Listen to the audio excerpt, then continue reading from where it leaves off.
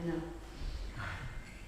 I saw a post and it was Srila Govinda Maharaj, and he was speaking about the Vaishnavas and how it is only the Vaishnavas that really their hearts, they bleed upon seeing our suffering.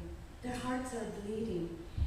And it reminded me of once Srila Gurudev said, please be merciful to me and become happy. Be merciful to me and become happy by chanting the names of Krishna, Hare Nam. Be merciful to me. And as we were singing this, I was remembering a very sweet pastime of our Gurudev. I may have told it before, but usually I remember during another bhajan, but it kept coming up. And so along with that post, this mood was there, and I wanted to share something with you. And this is many, many years ago, probably in the 90s, before Srila Gurudev started preaching worldwide. One day, Srila Gurudev went to, I think it was Kishori. He went to Gokul with Kishori and Champakalata Devi. And when they went there, they saw that Gurudev was standing in front of the deities, in front of Thakurji, and he was weeping and crying profusely, just crying and crying. And they were astonished because generally Gurudev wouldn't show those kinds of emotions.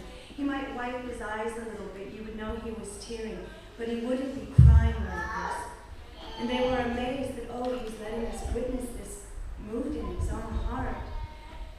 So Kishori, when they got back in the car, he said he mustered up enough courage to ask Gurudev, he said, Gurudev, when you were crying like that, when you were weeping, what was in your heart at that time? What were you praying for? And Gurudev was in the front seat of the car and turned toward Kishori who were in Champaklata. And he said, I was praying for you. I was praying that Krishna would give you bhakti in this lifetime. I was praying for you, that you would have Krishna praying. And here, Narottam Das Thakur is saying, in every birth I aspire for the dust of your lotus feet. Be compassionate to this Narottam Das and consider me as your own. And it is only the Vaishnavas who have that kind of compassionate nature. Usually we see that we're crying out for ourselves or our family members, our friends, or our country, but it's very, very selfish crying out. Rarely do we actually cry out and our hearts bleed for anyone else. And sometimes it may be that a mood comes up of deep sorrow, but what can we do about it? We're such helpless jivas that even if we do want to cry out for the cows or animals or the suffering of humanity, what does it do but waste our time? Because we can't do anything about it, really. The only thing we can do is pray to Krishna. But those Vaishnavas, they can give us their blessings, they can give Krishna. Here it's saying Govinda Vishram, he is resting in the hearts of the Vaishnava. And Govinda is saying, they are my prana, they are my life and soul. When we sing these kirtans, if we can enter deeply into them, remember the moods of our gurus who have touched our lives, then these kirtans become potent. Gurudev said already they're so powerful because they've been written. They are the bhajan, as he was saying a few days ago, of these Vaishnavas. But when we mix something of our own heart, our own prayer, he said, then it becomes even more powerful. Oh Gurudev, oh Vaishnava Thakur, please give me your mercy. Be compassionate to me. You came to me, you've given me Harinam, you've given me Diksha, you've given me Harikatha, you've given me everything, and yet I'm so unfortunate that I have no attraction to it.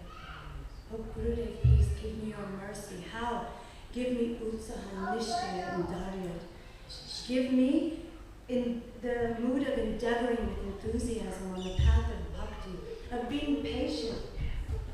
It's not happening right away for me, but yet I'm not giving up, having some nishta in that. Oh Gurudev, you came. That means there's hope. I should have determination and faith in that. But after reading that today and how the Vaishnavas' hearts bleed for you, only the Vaishnavas can have this, that they're weeping and bleeding for us. So Gurudev said, please be merciful to me and become happy and chant your Harinam. day after day after day, and thinking, why does it keep coming to the subject of Guru Tattva and Vaishnava Tattva? And I remember reading a quote from Srila Gurudev. He said, Guru Tattva is the essence, is the root of all of our endeavor and everything. It is the most important thing for us here and now. Because the form of the spiritual master is the form of Krishna that connects directly to us. We don't know Krishna. Our Param Gurudev, he said that once. He said, I don't know Krishna. I don't know Chaitanya Mahaprabhu. I don't even know the other acharyas, but I have a relationship with my Gurudev. So as my Gurudev has spoken to me, this is my everything, the essence of my everything. Right? Tomara Karuna Sar, your mercy is the essence of my existence. So, in this connection, Srila Gurudev was fond of quoting one verse of Srimad Bhagavatam.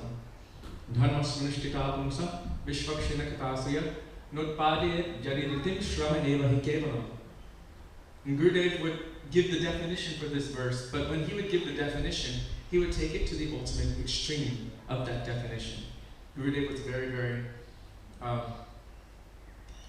he liked to give the maximum possible definition of any verse. He would go deep into it and bring out the essence or the jewel of it. So he said this dharma svanishtika pumsam means of all kinds of religion, all kinds of activities that we have to do in this world. The activity of serving the Lord is the highest, but in what way? By hearing the glories of the Supreme Lord from the mouth, from the lips of his pure devotees. And then the last line says, Shrama eva hi kevalam. Everything else that we do is considered to be practically hard, useless labor.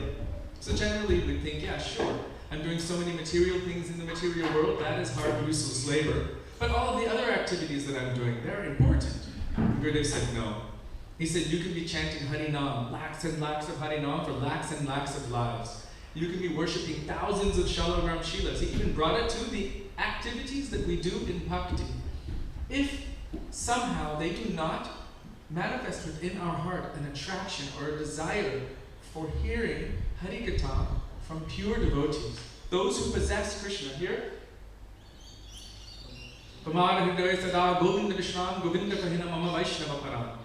within their hearts, Krishna is fully present.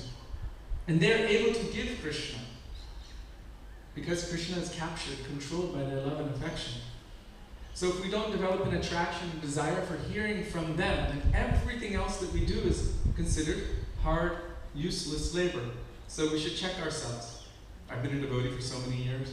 Do I have a desire for hearing Harikatha? Or is my desire weakening? Am I trying to avoid Vaishnavas? Or am I running to hear from Vaishnavas? What kind of Vaishnavas do I want to hear from? Do I want to hear from the ones who will please my senses? Or do I want to hear from the ones who cut my attachments to this world? Oh my God, Srila Gaur Govinda Maharaj is too heavy. I'm afraid of him because he sits there with a stick. And whoever's too close, whack, nonsense, stupid mind, no, I don't want to hear from him. He scares me, he screams too much. Let me go to someone else who will say, oh, I'm very pleased with you, you're so nice, you're so wonderful. And we go for that thing which is pleasing to us. But what is the function of the sadhu? Through the process of giving Harikatha, through the sword of transcendental knowledge, they're even cutting at our anarthas. Srila Bhaktisiddhanta Saraswati Prabhupada, he said this is the function of the sadhu. He stands with the upraised sword. And all of our anarthas, they are like sacrificial goats.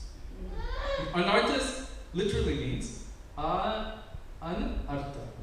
It's the opposite of what is artha. Artha means what is favorable for attaining perfection, for our goal. And anartha is the opposite of that. So whatever is not favorable for us attaining our goal, this is called anartha.